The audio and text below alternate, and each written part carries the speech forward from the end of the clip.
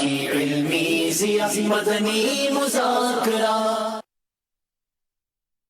أعوذ بالله من الشيطان الرجيم.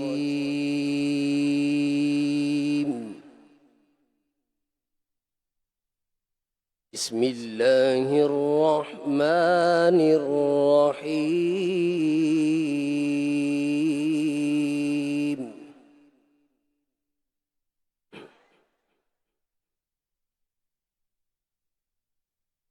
إن للمتقين مفازا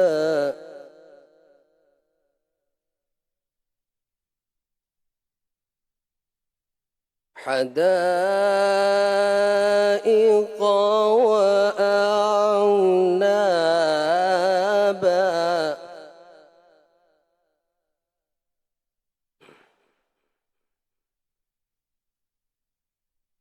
وكواعب أترابا وكأسا دهاقا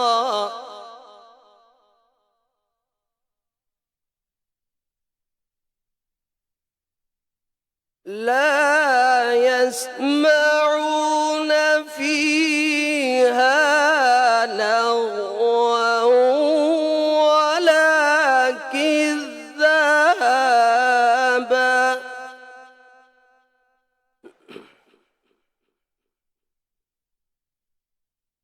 جزاء من ربك عطاء حسابا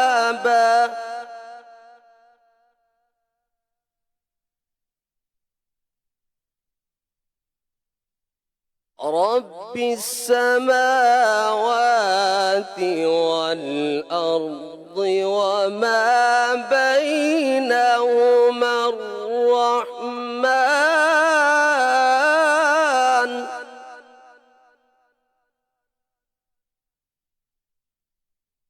وما بينهما الرحمن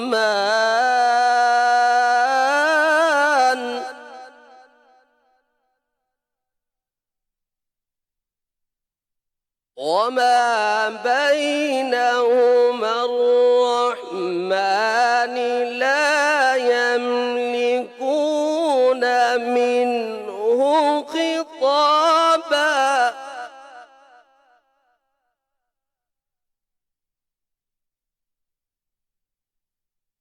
يوم يقوم الروح والملائكة صفا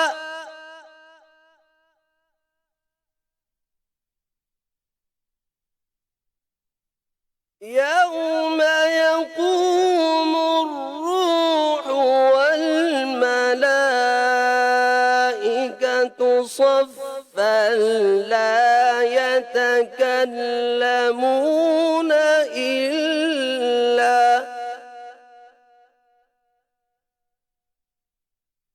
إلا من أذن له الرحمن وقال صوابا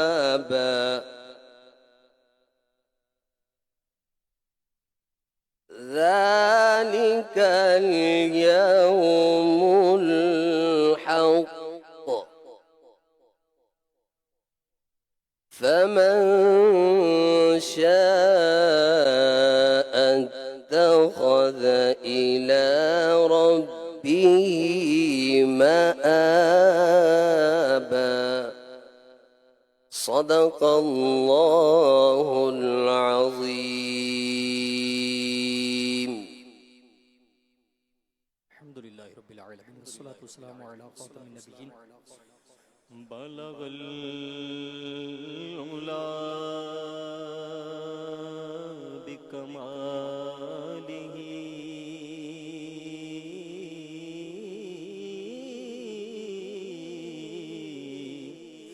كشف الدجى بجماله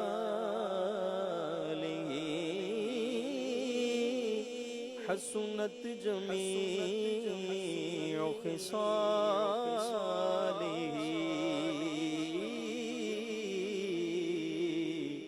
صلوا علیہ وآلہ صلوا علیہ وآلہ بولو صلو علیہ وآلہ کہیے صلو علیہ وآلہ صلو علیہ وآلہ لی خمسۃ اطفی بہا لی خمسۃ اطفی بہا حر الوباء الحاطمہ المصطفى والمرتضى المصطفى والمرتضى وابناهما والفاطمة صلوا عليه وآله کہیے صلوا عليه وآله نسل پاک میں ہے بچہ بچہ نور کا تیری نسل پاک میں ہے بچہ بچہ نور کا تو ہے عین نور تیرا سب گھرانہ نور کا تو ہے عین نور تیرا سب گھرانہ نور کا کیا بات رضا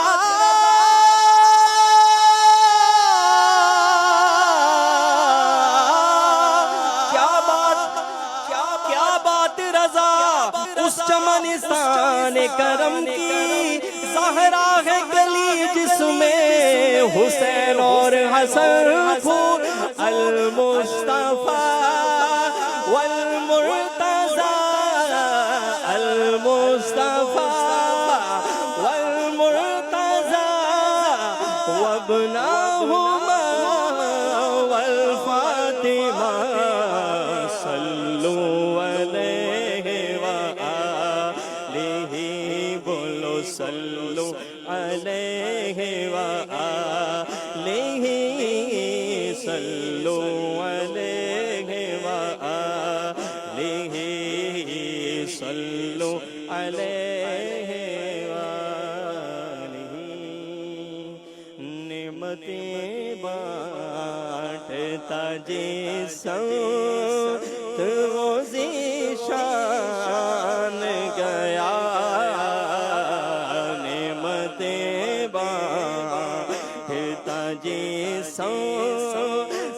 وہ ذیشان گیا نعمتیں بانٹتا نعمتیں بانٹتا جیسا وہ ذیشان گیا نعمتیں بانٹتا جیسا وہ ذیشان گیا ساتھ ہی منشی رحمت کا کلندان گیا ساتھ ہی منشی رحمت دان گیا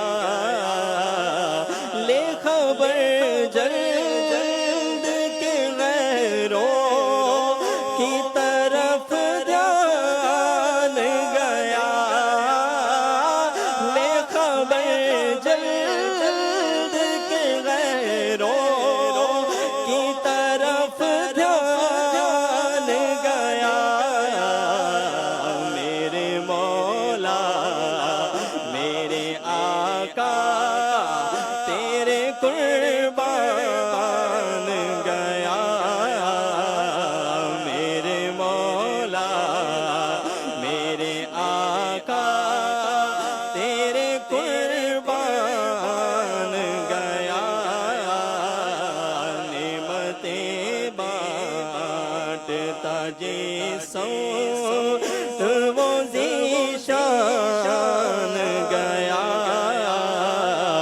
دل ہے وہ دل جو تیری یاد سے معمور رہا، دل ہے وہ دل جو تیری یاد سے معمور رہا، سر ہے وہ سر جو تیرے قدموں پہ قربان گیا، سر ہے وہ سر جو تیرے قدموں پہ قربان گیا، نعمتیں بانٹتا اور انہیں جانا انہیں مانا، نہ رکھا غیر سے کام، انہیں جانا انہیں مانا، نہ رکھا غیر سے کام، انہیں جانا انہیں مانا، نہ رکھا غیر سے کام، میرے تو آپ ہی سب کچھ ہے رحمت عالم، میں جی رہا ہوں زمانے میں آپ ہی کے لیے، انہیں جانا انہیں مانا، نہ رکھا غیر سے کام، انہیں جانا انہیں مانا، نہ رکھا غیر سے کام، للہ الحمد میں دنیا سے مسلمان گیا، للہ الحمد میں دنیا سے مسلمان گیا، جانو دل ہو شوخی رد سد تو مدینے پہنچے، جانو دل ہو شوخی رد سد تو مدینے پہنچے، تم نہیں چلتے رضا سارا تو سامان گیا، تم نہیں چلتے رضا سارا تو سامان گیا، نعمتیں بانٹتا جس سمت وہ ذیشان گیا۔ الحمدللہ رب العالمین والصلاة والسلام علی خاتم النبیین، اما بعد فاعوذ باللہ من الشیطان الرجیم، بسم اللہ الرحمن الرحیم، الصلاة والسلام علیک یا رسول اللہ وعلی آلک واصحابک یا حبیب اللہ، الصلاة والسلام علیک یا نبی اللہ وعلی آلک واصحابک یا نور اللہ۔ فرمان آخری نبی صلی اللہ تعالی علیہ وآلہ وسلم، شب جمعہ اور روز جمعہ مجھ پر کثرت سے درود شریف پڑھو، کیونکہ تمہارا درود پاک مجھ پر پیش کیا جاتا ہے۔ صلو علی الحبیب صلی اللہ تعالی علی محمد وعلی آلہ وصحبہ وبارک وسلم۔ صلاۃ و سلام علیک یا سیدی یا رسول اللہ صلی اللہ علیہ وآلہ وسلم۔ اعلی حضرت امام اہل سنت امام احمد رضا خان رحمت اللہ تعالی علیہ فرماتے ہیں، یہ ثابت اور واضح ہے کہ حضور جان رحمت صلی اللہ تعالی علیہ وسلم کی بارگاہ اقدس میں درود و سلام اور اعمال امت کی پیشی بار بار ہوتی ہے، اور احادیث کی جمع و ترتیب سے میرے لیے ظاہر ہوا کہ ہر درود پاک بارگاہ رسالت میں 10 مرتبہ پیش ہوتا ہے، اور دیگر اعمال 5 بار پیش ہوتے ہیں، اور دربار نبوت میں درود پاک پیش کرنے کے چند طریقے یہ ہیں۔ نمبر 1، تربت اطہر پر یعنی قبر منور پر ایک فرشتہ پہنچاتا ہے۔ نمبر 2، وہ فرشتہ پیش کرتا ہے جو درود پاک پڑھنے کے ساتھ معمور اور موکل یعنی مقرر ہے۔ نمبر 3، سیر و سیاحت کرنے والے فرشتے پہنچاتے ہیں۔ نمبر 4، حفاظت کرنے والے فرشتے درود پاک کو دن کے تمام اعمال کے ساتھ شام کو اور رات کے اعمال کے ساتھ صبح کو پیش کرتے ہیں۔ ہفتہ بھر کے اعمال کے ساتھ درود پاک جمعہ کے دن پیش ہوتا ہے۔ اور نمبر 6، عمر بھر کے تمام درود پاک قیامت کے دن پیش ہوں گے۔ نمبر 7، معراج کی رات اعمال پیش ہوئے۔ اللہ پاک نے جب حضور صلی اللہ تعالی علیہ وآلہ وسلم کے دونوں کندھوں کے درمیان دست قدرت رکھا تو حضور صلی اللہ تعالی علیہ وآلہ وسلم پر ہر چیز روشن یعنی ظاہر ہو گئی۔ اور نمبر 10، قرآن کریم کے نازل ہوتے وقت تمام اشیاء کے علوم اور معارف حاصل ہوئے۔ صلو علی الحبیب صلی اللہ تعالی علی محمد وعلی آلہ وصحبہ وبارک وسلم۔ الحمدللہ مدنی مذاکرے کا سلسلہ ہے، اور جامعات اہل سنت کے مدارس سے طلبہ اکرام کی عالمی مدنی مرکز فیضان مدینہ عالمی مدنی مرکز میں تشریف آوری ہے، اور انشاءاللہ الکریم عنقریب شیخ طریقت امیر اہل سنت مولانا محمد الیاس عطار قادری دامت برکاتہم العالیہ کی تشریف آوری ہوگی انشاءاللہ الکریم۔ ان سے سوال جواب سنیں گے۔ ایک مرتبہ کا ذکر ہے کہ ہندوستان کے بہت بڑے عالم دین اور مفتی اسلام جو اپنے وقت کے بہت بڑے امام مانے جاتے تھے، ریلوے اسٹیشن جانے کے لیے رکشے میں سوار ہوئے۔ اتنے میں ایک پریشان حال شخص دوڑتا ہوا حاضر ہو کر عرض کرنے لگا، حضور میں فلاں مصیبت میں گرفتار ہوں، تعویذ عطا فرما دیجئے۔ ان کے ساتھ جو صاحب موجود تھے وہ ناراض ہو کر اس شخص کہنے لگے کہ گاڑی کا وقت ہو چکا ہے، تم تعویذ لینے آ گئے ہو، گاڑی چھوٹ جائے گی۔ دل میں خوف خدا اور رحم دلی کا سمندر لیے وہ عالم دین ان صاحب سے بے قرار ہو کر فرمانے لگے، چھٹ جانے دو، دوسری ٹرین سے چلا جاؤں گا۔ کل قیامت کے دن اگر اللہ پاک نے پوچھ لیا کہ تو نے میرے فلاں بندے کی پریشانی میں کیوں مدد نہیں کی تو میں کیا جواب دوں گا؟ یہ فرماتے ہی انہوں نے رکشے سے اپنا سارا سامان اتروا لیا اور اس شخص کی مدد یعنی تعویذ لکھنے میں مصروف ہو گئے۔ سبحان اللہ۔ اے عاشقان اولیاء، کیا آپ جانتے ہیں کہ وہ عالم دین اور مفتی اسلام کون تھے؟ وہ بزرگ ہستی امام اہل سنت اعلی حضرت مولانا شاہ امام احمد رضا خان رحمت اللہ علیہ کے شہزادے حضور مفتی اعظم ہند حضرت علامہ مولانا مفتی مصطفیٰ رضا خان نوری رحمت اللہ تعالی علیہ تھے۔ آپ اپنے والد محترم کی طرح علم، تقوی اور خدمت خلق میں بے مثال تھے۔ مخلوق خدا کی خدمت کا ایک اور واقعہ سنیے۔ حضور مفتی اعظم ہند رحمت اللہ تعالی علیہ 3 اپریل 1974 بدھ کے دن جمشید پور میں کسی کے یہاں قیام پذیر تھے۔ رات جلسے کی وجہ سے کافی تاخیر ہو گئی۔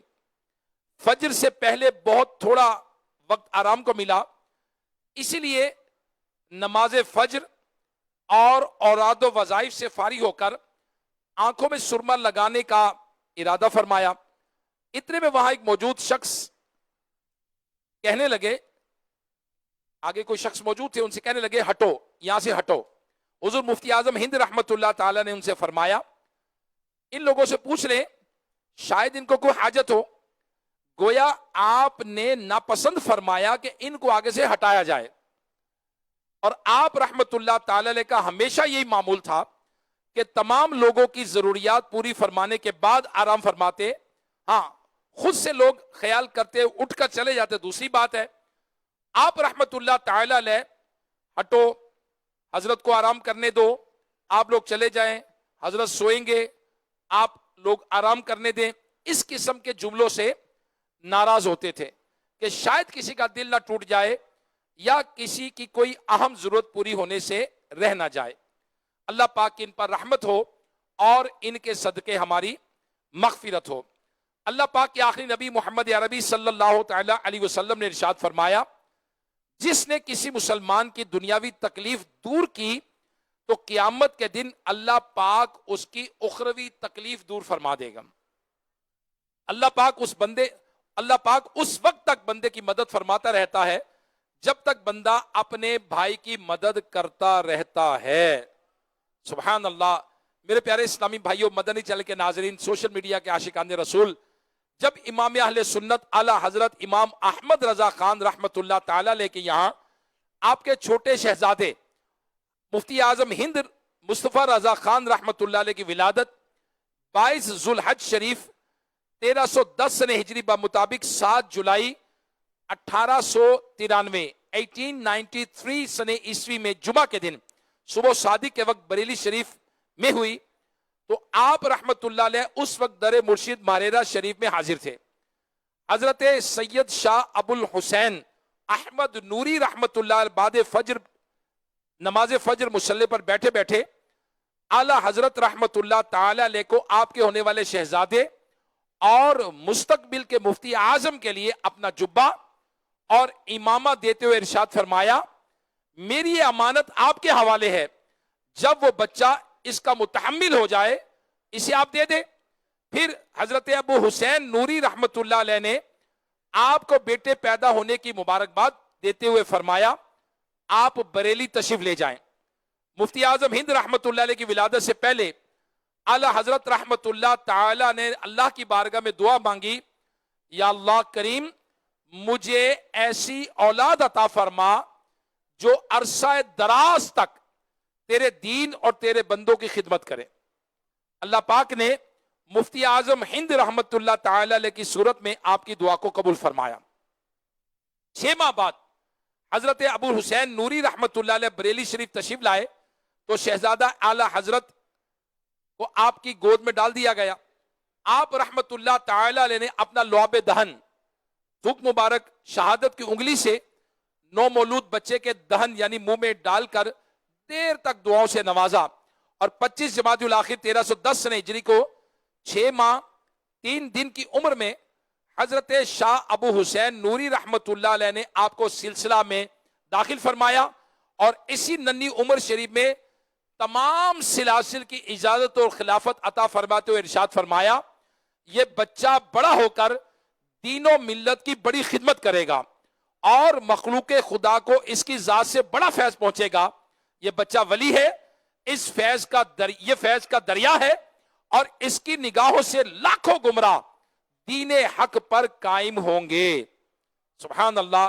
حضرت مفتی اعظم رحمت اللہ تعالی علیہ کا پیدائشی اور اصلی نام محمد ہے. والد محترم اعلی حضرت رحمت اللہ تعالی علیہ نے پکارنے کے لیے مصطفیٰ رضا رکھا. یہ نام اس قدر مشہور ہوا کہ آپ اب تک اسی نام سے آپ کو یاد کیا جاتا ہے. اور آپ رحمت اللہ علیہ کا تخلص جو ہے وہ نوری ہے, یعنی شاعر کا مختصر نام جسے وہ اشعار میں اپنے اصل نام کی جگہ استعمال کرتا ہے اسے تخلص کہتے ہیں. میرے پیارے اسلامی بھائیوں, امام اہل سنت اعلی حضرت امام احمد رضا خان رحمت اللہ تعالی علیہ نے اپنے چھوٹے شہزادے حضور مفتی اعظم ہند رحمت اللہ تعالی علیہ کو بڑے نازوں سے پالا. جس وقت آپ کی ولادت ہوئی اس وقت اعلی حضرت رحمت اللہ تعالی علیہ کی عمر 38 سال تھی, 38 ایئرز, اور حضور مفتی اعظم ہند رحمت اللہ تعالی علیہ نے اپنے والد محترم سے کم و بیش 30 سال 30 ایئرز فیض پایا. اور میرے پیارے پیارے دادا مرشد سیدی قطب مدینہ ضیاء الدین مدنی رحمت اللہ تعالی علیہ فرماتے ہیں کہ جب اعلی حضرت رحمت اللہ تعالی علیہ دارالفتہ میں ہوتے تو کبھی کبھی آپ کے چھوٹے شہزادے مفتی اعظم ہند آپ کی بارگاہ میں حاضر ہوتے اور بارگاہ رضا میں شہزادہ رضا کی حاضری کا انداز اتنا پیارا ہوتا کہ قربان ہونے کو جی چاہتا ہے. جو بھی دیکھتا پکار اٹھتا کہ بلا شبہ یہ مادر زاد ولی کامل ہیں, اس کے علاوہ کسی اور سے ایسے انداز متوقع نہیں ہوتے. اس وقت آپ کی عمر 4 برس تھی. آپ آہستہ سے آتے اور بارگاہ رضا میں دوزانو با ادب بیٹھ جاتے. شرارتی بچوں کی طرح نہ ہنگامہ کرتے, نہ سامان ادھر اٹھاتے پھینکتے. امام اہل سنت رحمت اللہ علیہ کو چھوٹے شہزادے کی ولادت پر شاگردوں اور محبت کرنے والوں نے مبارکبادیں پیش کی تو آپ رحمت اللہ تعالی نے فرمایا کہ اللہ پاک آپ کی زبان مبارک کرے, میں تو دین کا ادنا خادم ہوں اور میری تمنا ہے کہ میرا بیٹا بھی دین کی خدمت کو اپنا شعار بنائے. سبحان اللہ. مفتی اعظم ہند رحمت اللہ علیہ کی عمر مبارک جب 4 سال 4 ماہ 4 دن ہوئی تو خود امام اہل سنت اعلی حضرت رحمت اللہ علیہ نے رسم بسم اللہ ادا فرمائی اور پھر اپنے بڑے شہزادے حجت الاسلام مولانا حامد رضا خان رحمت اللہ علیہ کو آپ کی تعلیم و نگہداشت یعنی نگرانی کے لیے خاص مقرر فرمایا. جب آپ کی رسم بسم اللہ ادا ہوئی تو آپ اس وقت نماز اور وضو کے مسائل سیکھ چکے تھے. مفتی اعظم ہند رحمت اللہ تعالی علیہ کا 3 سال میں ناظرہ قرآن ختم ہو گیا. آپ کی مکمل تعلیم دارالعلوم منظر الاسلام سیدی اعلی حضرت رحمت اللہ علیہ کے بریلی شریف میں واقع مدرسے میں ہوئی اور آپ رحمت اللہ تعالی علیہ اوراد و وظائف اور تلاوت قرآن کے بچپن ہی سے پابند تھے. کبھی کسی کو آپ کو نماز کے لیے کہنے کی ضرورت نہیں پڑی تھی.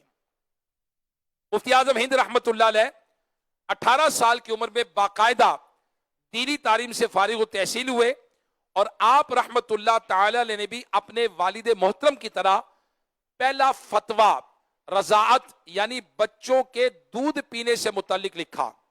اعلی حضرت رحمت اللہ علیہ نے جواب صحیح ہونے پر بہت زیادہ خوشی کا اظہار فرمایا. اعلی حضرت رحمت اللہ علیہ کے پہلے فتوے پر جو خوشی آپ کے والد محترم حضرت علامہ مولانا نقی علی خان رحمت اللہ علیہ کو ہوئی تھی, ویسی خوشی اپنے شہزادے حضور مفتی اعظم ہند رحمت اللہ علیہ کے فتوے سے ہوئی اور آپ نے خود مہر بنوا کر عطا فرمائی. شارح بخاری مفتی شریف الحق امجدی رحمت اللہ تعالی علیہ پہلے فتوے کا دلچسپ واقعہ کو جس طرح بیان فرماتے ہیں کہ اعلی حضرت رحمت اللہ تعالی علیہ فتاوی رضویہ شریف کی ہاتھ سے لکھی ہوئی جلد بیٹھک میں رکھی تھی. اعلی حضرت کچھ مسائل وہاں حاضر رہنے والوں علماء کو لکھنے کے لیے عطا فرماتے اور وہ حضرات متعلقہ حکم دیکھ کر جواب لکھ دیتے تھے. ایک روز مفتی اعظم ہند رحمت اللہ علیہ بیٹھک میں تشریف لے گئے. وہاں دیکھا کہ ایک صاحب فتاوی رضویہ شریف دیکھ رہے ہیں, نیچے کاغذ رکھا ہے. آپ رحمت اللہ پوچھا تو انہوں نے عرض کیا ایک مسئلہ لکھنا ہے. مفتی اعظم ہند رحمت اللہ علیہ کو ان کے ساتھ جو بے تکلف تھی اس کے پیش نظر ان سے فرمایا یہ کیا کمال ہے کہ فتاوی رضویہ شریف سے دیکھ کر حکم لکھ دیا, خود فقہ کی کتابوں سے اس کا حکم دیکھ کر لکھیے. انہوں نے بھی اسی انداز کا جواب دیا تو لیجئے آپ ہی لکھیے. مفتی اعظم ہند رحمت اللہ علیہ نے سوال لیا, یہ رضاعت کا دودھ بچے کے دودھ پینے کا مشکل مسئلہ تھا. خود اعلی حضرت رحمت اللہ علیہ نے مجھے مسئلہ بتایا مگر اس وقت یاد نہیں آیا. حضرت مفتی اعظم ہند رحمت اللہ علیہ نے وہاں جو کتابیں دیکھی انہیں دیکھ کر ان کا حکم لکھا, تائید میں عبارتیں لکھی اور لکھ کر اعلی حضرت امام اہل سنت رحمت اللہ علیہ کی خدمت میں بھجوا دیا. اعلی حضرت رحمت اللہ نے خط لکھا, جب دیکھا تحریر دیکھی تو پہچان لی. پوچھا کس نے دیا ہے؟ لے جانے والے نے بتایا چھوٹے میاں نے. گھر میں مفتی اعظم ہند رحمت اللہ علیہ کو چھوٹے میاں کہتے تھے. اعلی حضرت رحمت اللہ علیہ نے انہیں طلب فرمایا. حضور مفتی اعظم ہند رحمت اللہ علیہ نے دیکھا کہ اعلی حضرت رحمت اللہ علیہ بہت خوش ہیں, پیشانی اقدس پر بشاشت سے کرنے نور کی کرنیں پھوٹ رہی ہیں. فرمایا اس پر دستخط کر دو. دستخط کروانے کے بعد اعلی حضرت رحمت اللہ علیہ نے الجواب الصحیح اس جیسا کو جملہ لکھ کر اپنے دستخط فرمائے اور 5 روپے انعام بھی عطا فرمایا اور فرمایا تمہاری مہر بنوا دیتا ہوں، اب فتویٰ لکھا کرو۔ اعلیٰ حضرت رحمت اللہ تعالی علیہ نے اپنے دستے مبارک سے مہر کا خاکہ تیار فرمایا، کنیت اور لقب لکھ کر مہر بنوانے والے کے حوالے کیا۔ جب مہر بن کر آ گئی تو بلا کر عطا فرمائی۔ خاص بات یہ ہے کہ اعلیٰ حضرت رحمت اللہ علیہ نے اس فتوے پر ایک لفظ نہ گھٹایا، نہ بڑھایا، نہ اصلاح فرمائی، اور مفتی اعظم ہند رحمت اللہ علیہ کا پہلا فتویٰ ایسا صحیح، مکمل اور کامل تھا کہ اس میں ایک انگلی رکھنے کی بھی جگہ نہیں تھی۔ سبحان اللہ، سبحان اللہ۔ مفتی اعظم ہند رحمت اللہ تعالی علیہ 1328 سے 1340 سن ہجری 12 سال تک اپنے والد ماجد اعلیٰ حضرت امام اہل سنت رحمت اللہ تعالی علیہ کی زیر نگرانی فتویٰ لکھتے رہے۔ پھر جب اعلیٰ حضرت رحمت اللہ تعالی علیہ کا انتقال ہو گیا تو باقاعدہ طور پر فتاوی جاری فرمائے۔ آپ رحمت اللہ تعالی علیہ کے فتاوی جات کا مجموعہ 7 جلدوں پر مشتمل فتاوی مفتی اعظم کے نام سے موجود ہے، اور آپ رحمت اللہ علیہ کے پاس عرب شریف، افریقہ، ماریشس، انگلینڈ، امریکہ، ملیشیا، بنگلہ دیش اور پاکستان وغیرہ سے دینی مسائل کے خطوط آتے اور آپ ان کے جوابات ارشاد فرماتے۔ تاجدار اہل سنت شہزادہ اعلی حضرت حضرت سیدنا مولانا الحاج محمد مصطفیٰ رضا خان رحمت اللہ علیہ المعروف حضرت مفتی اعظم ہند رحمت اللہ تعالی علیہ سادہ کاغذ اور حروف مفردہ یعنی الگ الگ لکھے حروف، مثلا الف، با، تا وغیرہ کی بھی تعظیم فرمایا کرتے تھے، کیونکہ وہ قرآن و حدیث اور شریعت کی باتیں لکھنے میں کام آتے ہیں۔ سبحان اللہ۔ با ادب با نصیب۔ مسلمانوں کے چوتھے خلیفہ حضرت مولا کائنات علی المرتضیٰ شیر خدا رضی اللہ تعالیٰ عنہ سے روایت ہے کہ نبیوں کے سلطان صلی اللہ تعالیٰ علیہ وآلہ وسلم کا فرمان ہے، جو کوئی زمین سے ایسا کاغذ اٹھائے جس میں اللہ پاک کے ناموں میں سے کوئی نام ہو تو اللہ پاک اس اٹھانے والے کا نام روحوں کے اعلی مقام علیین میں بلند فرمائے گا اور اس کے والدین کے عذاب میں کمی یعنی تخفیف کرے گا، اگرچہ اس کے والدین غیر مسلم ہی کیوں نہ ہوں۔ تو میرے پیارے پیارے اسلامی بھائیوں، الحمدللہ عاشقان رسول کی دینی تحریک تنظیم دعوت اسلامی اللہ پاک اور اس کے پیارے نبی صلی اللہ تعالی علیہ وآلہ وسلم، تمام صحابہ، اہل بیت اطہار، اولیاء کرام کی محبت اور ان کے ادب و فیضان کو عام کرنے والی تنظیم ہے۔ دعوت اسلامی کے ایک شعبے کا نام شعبہ تحفظ اوراق مقدسہ بھی ہے، جس کا کام گلی محلے مساجد میں مختلف قسم کے باکس لگا کر اور ڈرم لگا کر مقدس اوراق کو جمع کر کے پھر مفتیان کرام کی دی گئی رہنمائی کے مطابق ان کا ٹھنڈا کرنا بھی ہے۔ تو میرے پیارے پیارے اسلامی بھائیوں، حضرت مفتی اعظم ہند رحمت اللہ تعالی علیہ کی خصوصیات، اللہ اکبر، اللہ اکبر۔ حضرت مفتی اعظم ہند رحمت اللہ علیہ کے چچا جان مولانا حسن رضا خان رحمت اللہ تعالی علیہ کا 1329 سن ہجری میں انتقال ہوا، تو آپ کے بڑے بھائی جان مولانا حامد رضا خان رحمت اللہ تعالی علیہ مدرسہ منزل الاسلام کے محتمم بنے، پرنسپل بنے، تو آپ رحمت اللہ علیہ فتاوی لکھتے، تدریس فرماتے، آپ کو کبھی کسی نے کہکا لگاتے نہیں دیکھا، ہر کام یا چیز لینے دینے میں سیدھے ہاتھ کا اہتمام فرماتے، کتب حدیث پر دوسری کتابیں نہیں رکھتے تھے، ذکر میلاد پاک یا محفل نعت منقبت میں ختم ہونے تک با ادب بیٹھے رہتے، بیماروں کی عیادت کو تشریف لے جاتے، علماء کرام کا بے حد درجہ احترام کرتے، سادات کرام کا اس انداز سے احترام کرتے جیسے کوئی رعایا یعنی عوام اپنے بادشاہ کا احترام کرتی ہے، اور داڑھی رکھنے والے اور اسلامی لباس پہننے کی تلقین فرماتے۔ سبحان اللہ۔ حضرت مفتی اعظم ہند رحمت اللہ تعالی علیہ ایک سال دارالعلوم فیض الرسول کے جلسے دستار فضیلت کے موقع پر تشریف لائے، تو فیض الرسول کے اساتذہ نے حضرت مفتی اعظم ہند رحمت اللہ علیہ سے درس حدیث لے کر اجازت حدیث لینے کا فیصلہ کیا. حضرت مفتی اعظم ہند رحمت اللہ تعالی علیہ کی اجازت سے درس حدیث کی ایک نورانی محفل منعقد کی گئی، اور درس حدیث کی اس محفل کے شرکا پر لازم قرار دیا گیا کہ وہ امامہ شریف باندھ کر ہی شریک ہوں. چنانچہ دارالعلوم کے سارے اساتذہ درس حدیث کی اس مجلس میں امامہ شریف باندھ کر شریک ہوئے. سبحان اللہ.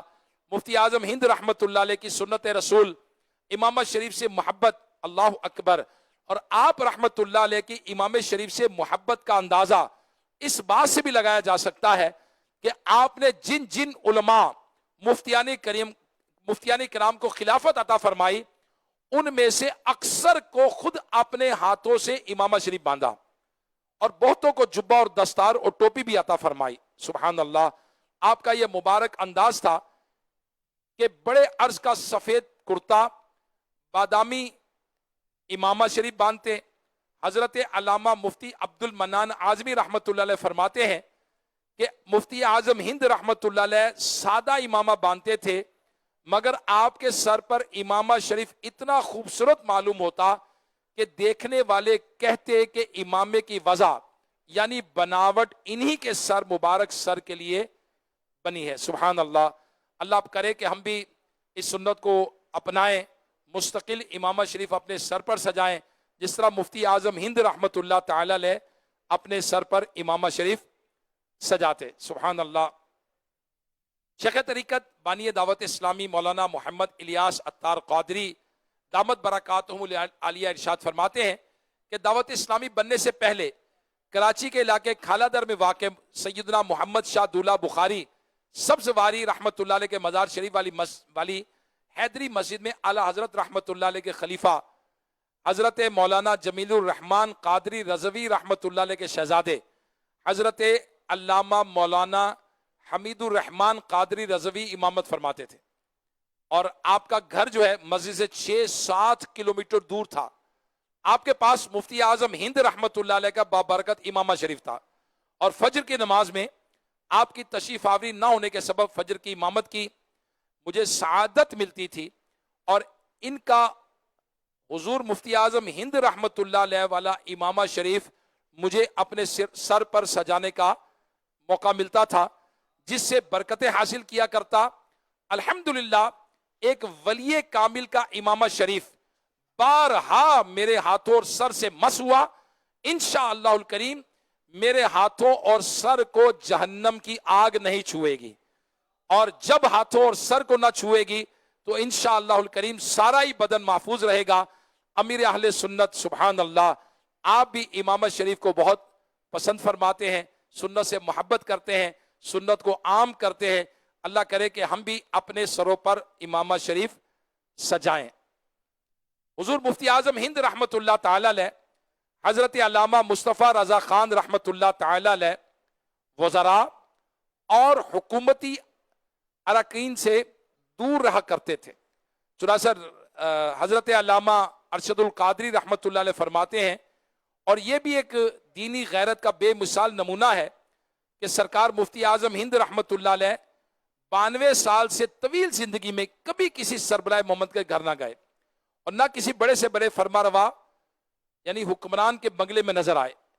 بلکہ حیرت میں ڈوبے جانے کی بات یہ ہے کہ کتنے سربراہ، کتنے سلاطین نے خود ان کی مجلس میں حاضر ہونے کی اجازت چاہی، مگر مفتی اعظم ہند رحمت اللہ تعالی علیہ نے یہ کہہ کر ملنے سے انکار کیا کہ ایک درویش کا بادشاہوں اور ارباب حکومت کے سے کیا سروکار ہے. سبحان اللہ. میرے پیارے پیارے اسلامی بھائیوں، انشاءاللہ الکریم اب مدنی مذاکرے کا سلسلہ جاری ہوگا. نگران شورا تشریف لا چکے ہیں، آئیے نگران شورا سے بھی کچھ نہ کچھ برکتیں ہم حاصل کرتے ہیں.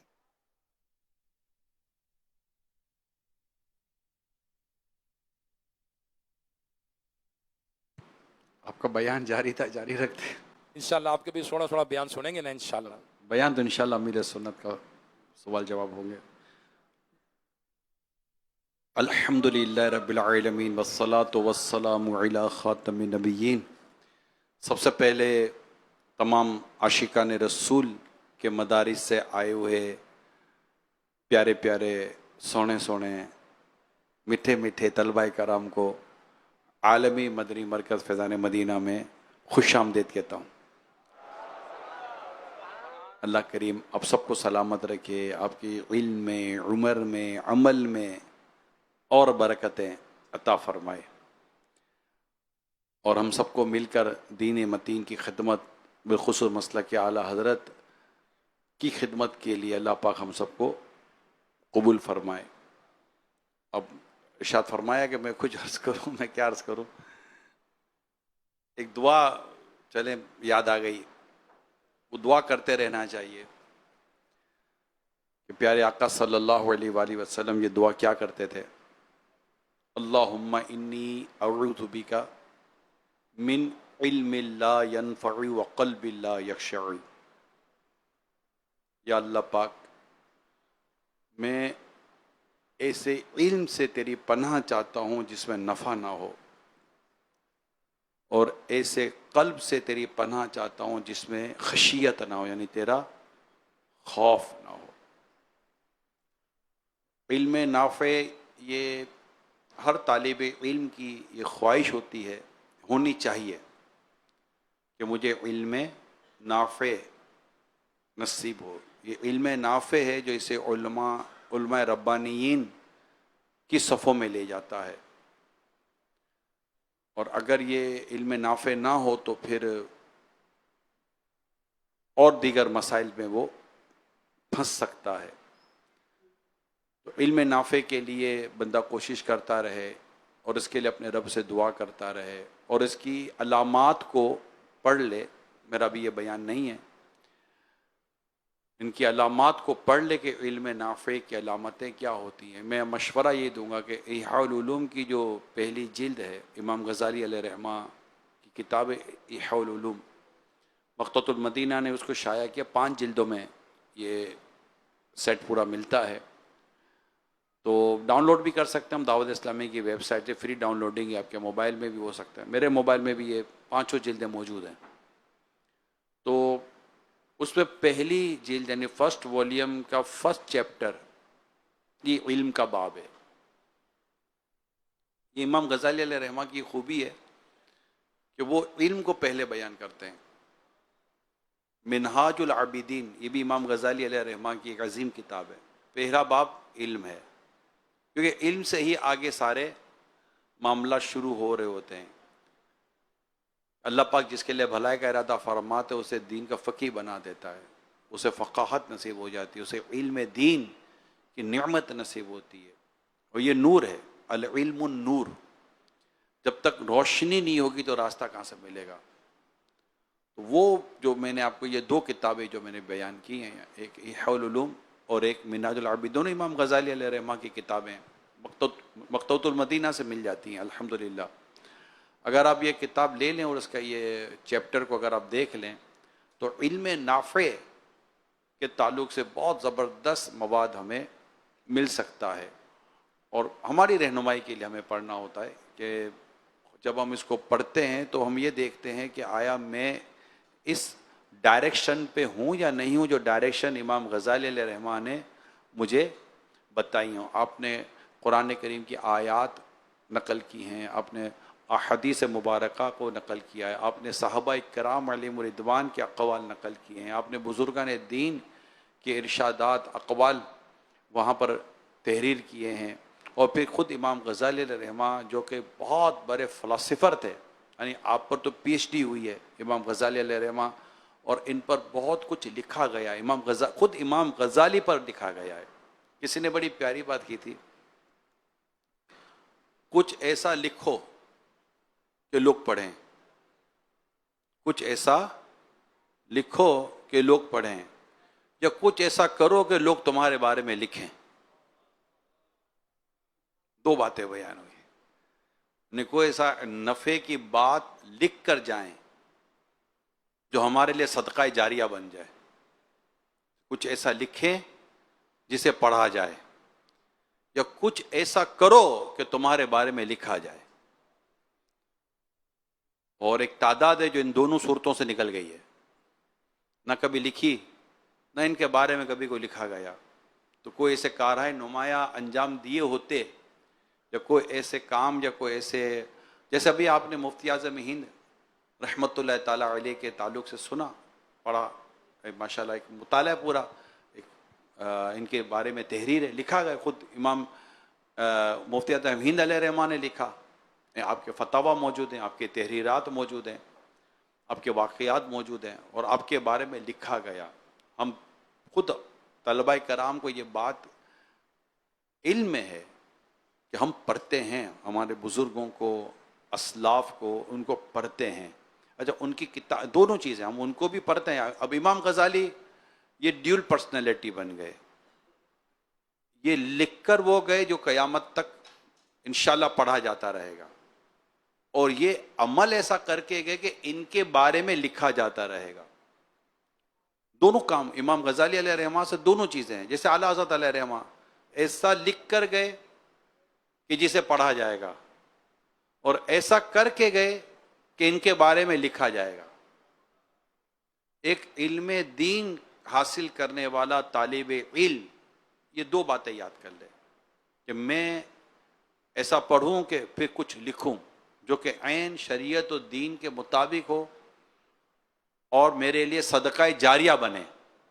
یاد رکھیے گا، لکھ کر وہی بندہ جائے، ایسا ہی لکھے جو اس کے لیے صدقہ جاریہ بنے، ورنہ قیامت کے دن جواب کیا دے گا اپنی تحریر کا؟ کہ ایسا لکھے کہ اللہ کے حضور سرخرو ہو سکے، ورنہ وہ جواب کیا دے گا قیامت کے دن میں رب کے حضور کہ یہ کیا لکھ کر لائے. جیسے آج کل لوگ لکھ دیتے ہیں جن کی جو سمجھ میں آتا ہے، جو سمجھ میں اب تو لکھنا بھی آسان ہے، چھاپنے کی بھی ضرورت نہیں ہے. اب تو آپ کا سوشل پیج ہے، مرضی ہے جس کو لکھنا آئے یا نہ آئے اس کو لکھنے کا، اس کو تو سرٹیفکیٹ تو لینی نہیں ہے، اجازت لینی نہیں ہے، سند تو لینی نہیں ہے، نہ اس کو فیس بک سے پوچھنا ہے کہ میرے کو لکھنے کی اجازت ہے یا نہیں ہے، نہ کسی اور پیج پہ پوچھنا ہے کہ مجھے لکھنے کی اجازت ہے یا نہیں ہے. یہ تو پیج بنے اس لیے کہ جس کو آنا ہے اپنا زور آزما لے، بھیا تم کیا لکھ سکتے ہو کیا نہیں لکھ سکتے. نہ اس کی کوئی تربیت، نہ اس کی کوئی تعلیم، نہ اس کا کوئی ایسا بیک گراؤنڈ، نہ اس کے پیچھے کوئی ہاتھ، نہ کوئی سرپرستی، نہ کوئی اس کی کوئی، جس کو کہتے ہیں نا ایک گائیڈینس ایک ہوتا ہے، اس کو گائیڈ کیا جاتا ہے کہ یہ لکھنا چاہیے اور یہ نہیں لکھنا چاہیے. مگر وہ لکھتا ہے، جیسے بولنے والے بول رہے ہوتے ہیں. آپ کو اس سے زیادہ شاید اندازہ ہوتا ہوگا، کیونکہ موبائل پر تو اب کلی اختیارات ہیں نا، جو بولنا ہے بول دو، جو لکھنا ہے لکھ دو، جو ویڈیو دینی ہے دے دو. اصل بات یہ ہے کہ دنیا میں کچھ کرا کے نکل بھی گئے، اللہ کے حضور کیا جواب دیں گے؟ ہم ایسی چیزیں پڑھتے بھی ہیں، دیکھتے بھی ہیں، سامنے آتی ہیں. میں دینی حوالے سے ہی ابھی بات کر رہا ہوں، اس کے علاوہ بات کسی اور کانٹیکسٹ میں بات نہیں کر رہا. کہ جب وہ بات سامنے آتی ہے، جب لکھتے ہیں پڑھتے ہیں، اب چونکہ علماء، مفتیان کرام، بزرگ اور اچھے خاصے لوگوں کے درمیان بیٹھنا اٹھنا رہتا ہے، ایک برسوں سے دعوت اسلامی کا دینی ماحول میسر ہے اور ایک سرپرستی ہے. یاد رکھیے گا پیارے اسلام بھائیوں، امیر علیہ سنت فرماتے ہیں کہ بھلائی اس میں ہے کہ تمہیں کو سمجھانے والا ہو. یہ بڑے گولڈن ورڈ ہیں امیر علیہ سنت کے، اور آپ فرماتے وہ محروم ہے، وہ شخص محروم ہے جسے کوئی سمجھانے والا نہیں. وہ گیا. اچھا، بعض اوقات سمجھانے والا ہوتا ہے لیکن پھر وہ ٹیمپریری ہوتا ہے، یعنی وہ جب ہمیں سمجھانے آتا ہے تو ہمارے جوابات ایسے ہوتے ہیں کہ وہ یہ کہہ کر ہی واپس چلا جائے گا، منہ پر نہیں کہے گا، یہ کہہ کر ہی واپس چلا جائے گا کہ اس کو سمجھانے کا فائدہ ہے کوئی نہیں. تو جتنے بھی ہم اس وقت ہیں، ہم بھی غور کریں، میں بھی غور کروں، آپ بھی غور کریں. مجھے الحمدللہ یہ سعادت ہے کہ مجھ پر ایک سمجھانے والی شخصیت ہے. میں بالکل دو ٹوک بات کر رہا ہوں، سمجھانے والی شخصیت ہے. بلکہ میرا فیضان مدینہ میں جو میرا مکتب ہے، دفتر ہے، اس دفتر میں ایک عصا ہے، ڈنڈا. یہ وہ تھا جو کبھی امیر سنت نے اس کو تھام کر دعا استسقا کی تھی، تو میں نے اس کی فریم کرا کر اپنے اوپر رکھا ہے، یہ کہہ کہ میرے اوپر میرے پیر کا ڈنڈا ہے. یہ آپ کو خوش طبعی کے طور پر عرض کر رہا ہوں. یہ خوش قسمتی ہے. یقین مانیں طلبہ کرام سے، بلکہ مدنی چینل پہ جتنے ہیں، چھوٹے بڑے جو بھی ہیں، چاہے فیمس ہیں یا نان فیمس ہیں، میں سب کے لیے درخواست کر رہا ہوں. یہ امیل سنت کا ورڈ بہت ہی خوبصورت ہے اور بڑے تجربات کے بعد ایک ورڈ بیان ہوتا ہے کہ وہ شخص بڑا بدقسمت ہے جسے کو سمجھانے والا نہ ہو. وہ نہیں سمجھتے. یعنی یہ ابتدان نہیں ہوتا، بعد اوقات سمجھانے کے مراحل کسی کے ساتھ کیے جاتے ہیں، مگر فائنلی رزلٹ یہ نکلتا ہے کہ اس کی طبیعت یہ سامنے آتی ہے، لا نسلمو والی طبیعت آتی ہے، ہم نہیں مانتے. اب ہم نہیں مانتے نا، یہ اس کا تو کوئی حل ہے کوئی نہیں. اب کوئی بولے 2-2 5، بولے 2-2 4، بولا نہیں 5، بولا ہار جائے گا، بولا ہاروں گا تو تب نہ جب ہار مانوں گا. میں نے تو ماننا ہی نہیں ہے کہ 2-2 4 ہوتے ہیں، 2-2 ہوتا ہے 5 ہے. اب 2-2 5 والوں کی بھی تو کمی تو نہیں ہے نا یار. بول آزاد، اب بولنے میں تو پستا ہے کوئی نہیں ہے. میرے نزدیک 2-2 5، اب اس کا کیا حل ہے؟ اور تو یہ ہوتے ہیں. تو ہمیشہ اپنے اوپر کوئی ایسا سرپرست ہونا چاہیے، ایسا بزرگ ہونا چاہیے، ایسا عالم، مفتی، پیر، بزرگ ہمارے سر پر ہونا چاہیے جو ہماری رہنمائی کر سکے. اگر ہم ادھر ادھر ہوں تو ہمیں سمجھا سکے، اور وہ ہمارا مینٹور ہو، وہ ہمارا رہنما ہو، وہ ہمارا پیر ہو، ہمارا استاد ہو، جو بھی مطلب ہمارے اساتذہ بھی ماشاء اللہ طلبہ کرام ہوتے ہیں. ان کے اساتذہ نہ ہو تو طلبہ کرام کیسے ہوئے؟ تو طلبہ کرام کے اساتذہ، ان میں سے آپ دیکھیں کون سے ایسے استاد صاحب ہیں کہ جنہیں میں اپنا رہنما، اپنا مینٹور بنا سکتا ہوں. مینٹور صرف سکھانے والا نہیں ہوتا، مینٹور پرسنالٹی بناتا ہے. مینٹور وہ نہیں ہوتا، مینٹور اور ٹیچر میں فرق ہوتا ہے، استاد اور مینٹور میں فرق ہوتا ہے. مینٹور صرف پڑھاتا نہیں ہے، مینٹور جو ہوتا ہے نا وہ شخصیت بناتا ہے. وہ اپنی شخصیت کو سامنے رکھ کر شخصیت بناتا ہے کہ تم مجھے دیکھو. یعنی ایک ہوتا ہم اس کا علم دیکھتے ہیں، اور ایک ہوتا ہم اس کا کردار دیکھتے ہیں، اور ایک وہ ہوتا ہے جس کا علم بھی دیکھتے ہیں، کردار بھی دیکھتے ہیں. ہم اس کے علم سے بھی فائدہ اٹھا رہے ہوتے ہیں، اس کے کردار سے بھی فائدہ اٹھا رہے. بعض وہ ہوتے ہیں جن کے صرف علم سے فائدہ حاصل ہو رہا ہوتا ہے، کہ کردار سے فائدہ حاصل نہیں ہو رہا تھا. لیکن چلے علم سے بھی اگر فائدہ حاصل ہو رہا ہے تو بندہ وہ بھی لے لے، جبکہ وہ علم اعلیٰ حضرت کے راستے سے آ رہا ہو، اعلیٰ حضرت کی گلی سے آ رہا ہو، اعلیٰ حضرت کے محلے سے آ رہا ہو. وہ محلہ سوداگران تھا، ٹھیک ہے، اعلیٰ حضرت کے راستے سے آ رہا ہے، اعلیٰ حضرت کی تعلیمات کے مطابق آ رہا ہے، تو وہ علم بھی لے لینا چاہیے. اور اس کو بھی ہمیں وہ، کیونکہ اعلیٰ حضرت فرماتے ہیں کہ اگر ایسے شخص کو اگر آپ نے چھوڑ بھی دیا تو ایک وہ چراغ تو ہے نا جو اپنے آپ کو فائدہ نہ پہنچا، لیکن تم اس کی روشنی سے اپنے آپ کو تو فائدہ دو. اور اگر تم اس چراغ کو بجھا دو گے تو آپ ہی اندھیرے میں آ جاؤ گے. یہ فتاوی رضویہ میں اعلیٰ حضرت امام اہل سنت رحمۃ اللہ تعالیٰ علیہ نے ہماری یہ تربیت فرمائی ہے. لیکن ایسی بھی شخصیات، علماء، مفتیان کرام، بزرگ ہیں ہمارے معاشرے میں کہ جن کے علم سے بھی ہم فائدہ اٹھاتے ہیں اور جن کے کردار اور عمل سے بھی ہم فائدہ اٹھاتے ہیں. جب ان کے سامنے ہم بیٹھتے ہیں ہمارے دل کی دنیا بدلتی ہے، ہمارے قلب کی دنیا بدلتی ہے. میں ایک جگہ پڑھ رہا تھا کہ ایک نوجوان جو تھا وہ ایک بزرگ کے پاس آتا جاتا رہتا تھا. آہستہ آہستہ اس کی جو بری عادتیں تھیں وہ درست ہونا شروع ہو گئی. کس نے کہا کہ تمہاری عادتیں بہتر ہو رہی ہیں، تم جو وہاں جاتے ہو تو تمہیں کیا کہتے ہیں؟ وہ بولا کہتے ہی تو نہیں ہے کچھ. بولا پھر؟ بولا کچھ نہیں، بس ان کے سامنے بیٹھتا ہوں تو مجھے لگتا ہے کہ میں گناہ گار ہوں، اور ان کے سامنے بیٹھتا ہوں تو مجھے رونا آتا ہے، ان کے سامنے بیٹھتا ہوں تو میرا دل نرم ہونا شروع ہو جاتا ہے. تو ایسی جو پرسنالٹی ہوتی ہے نا ان کو ہمارے یہاں کہتے ہیں بابرکت شخصیت. کیا کہتے ہیں؟ بابرکت شخصیت، یعنی جن کی وجود میں اللہ پاک نے برکت رکھی ہوتی ہے. وہ آپ نے روایت پڑھی ہوگی، سنی بھی ہوگی، اللہ والوں کی جو ہم پڑھتے ہیں نشانیاں کہ جنہیں دیکھ کر تمہیں خدا یاد آ جائے، پڑھتے ہیں. اور بخاری شریف کی جیسے روایت میں آتا ہے کہ میں ان کے ہاتھ بن جاتا ہوں جس سے وہ پکڑتا ہے، میں ان کی زبان بن جاتا ہوں جس سے وہ بولتا ہے، میں اس کے پاؤں بن جاتا ہوں جس سے وہ چلتا ہے، جو اوصاف حدیثوں میں بیان کیے گئے. تو پھر وہ ایسے بھی اللہ کے نیک بندے ہوتے جن کے پاس جب ہم جا کر بیٹھتے ہیں کچھ نہ بھی کہیں نا تب بھی یہ بدل کے رکھ دیتے ہیں. ان کا بولنا تو کسی اور لیول پر ہوتا ہے. غوث پاک علیہ رحمہ کچھ نہ بولتے تب بھی بدل دیتے تھے، جب بولتے تھے تو جنازے اٹھ جاتے تھے. جب کچھ نہ فرماتے تب بھی بدل کے رکھ دیتے تھے غوث پاک علیہ رحمہ. مومن کی فراست سے ڈرو کہ وہ اللہ کے نور سے دیکھتا ہے. یہ آپ نے روایت پڑھی ہوگی, مشہور روایت ہے, مستند روایت ہے کہ مومن کی فراست سے ڈرو کہ وہ اللہ کے نور سے دیکھتا ہے, کیونکہ اللہ پاک اسے فرقان عطا فرماتا ہے. کیا عطا فرماتا ہے؟ فرقان عطا فرماتا ہے, جو قرآن کریم کے اندر یہ مضمون موجود ہے. اور اس کو فرقان جو عطا کرتا ہے اس کی وجہ اس کا تقویٰ ہوتا ہے. تقوی کا ایک عمل ہے جس کو اللہ نے قرآن کریم میں بیان کیا کہ جو اللہ کے لیے تقوی اختیار کرتا ہے اللہ پاک اسے فرقان عطا فرماتا ہے. اور فرقان یہ ہے کہ اللہ پاک اس کے اندر ایک نور پیدا فرما دیتا ہے جس سے وہ حق اور باطل میں فرق کر لیتا ہے. یہ فرقان ہے. جو تفسیر قرآن کریم کی آپ پڑھیں گے, تفسیر صراط الجنان بھی آپ دیکھیں گے تو یہ آپ کو وہاں پر بات مل جائے گی جو میں نے ابھی آپ کو بیان کی ہے. کیونکہ ہم تفسیر وہی بیان کریں قرآن کریم کی جو مفسرین نے لکھی ہے, اپنی مرضی سے تفسیر بیان نہیں کر سکتے, تفسیر بھی رائے کی اجازت ہی نہیں ہے. تو یہ تقویٰ ہوتا ہے. ایسے متقی خوف خدا والے جو شخصیات ہوتی ہیں نا, بس ان کی تلاش ہماری نگاہ کرتی رہے. اور وہ ایسا نہیں کہ وہ یوں ہوں گے, سب سے پہلے تو یہ ہے کہ اس کا عقیدہ اور اس کا نظریہ کیا ہے.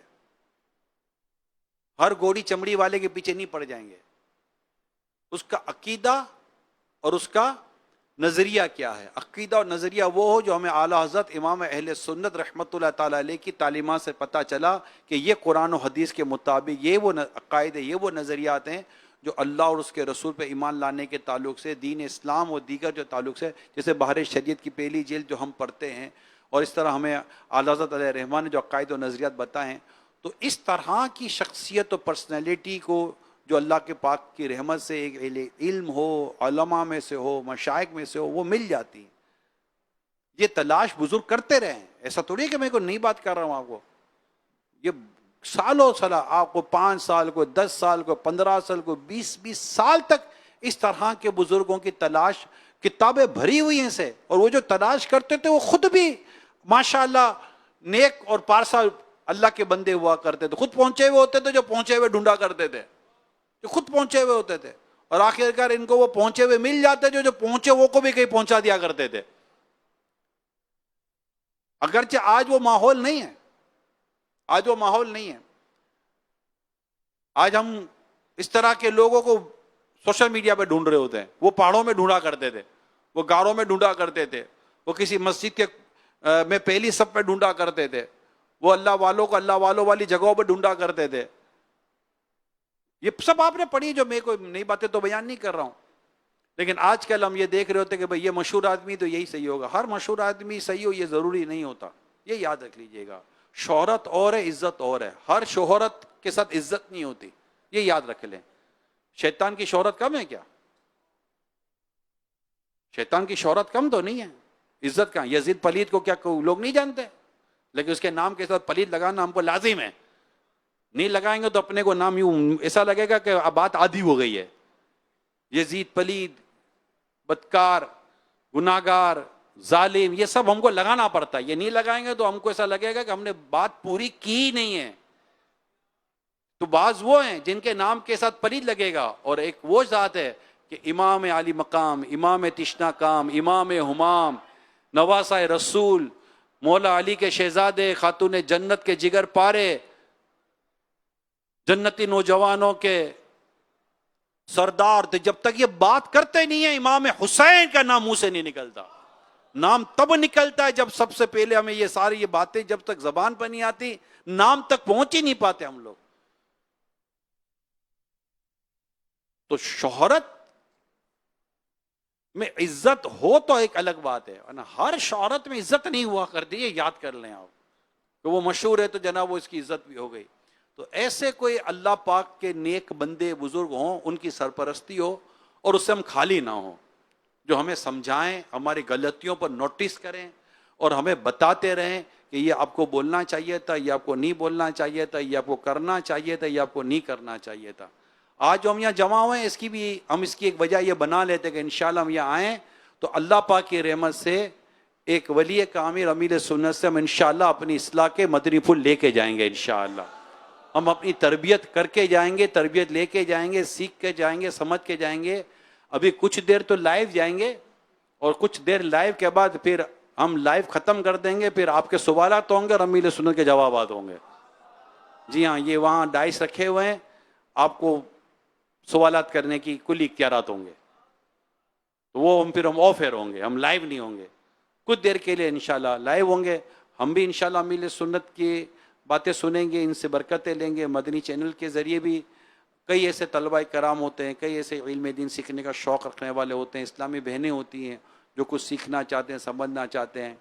پھر ماشاءاللہ آپ آئیں تو دنیا دیکھ بھی رہی ہے کہ دنیا بھر سے مطلب ملک بھر سے ماشاءاللہ آئیں. تو یوں ہم نے سیکھنا ہے، آج بھی کل بھی 2 دن ہم نے سیکھنے میں گزارنا ہے انشاءاللہ. تو جدول پر عمل کیجئے گا. صلو علی الحبیب صلی اللہ تعالی علی محمد.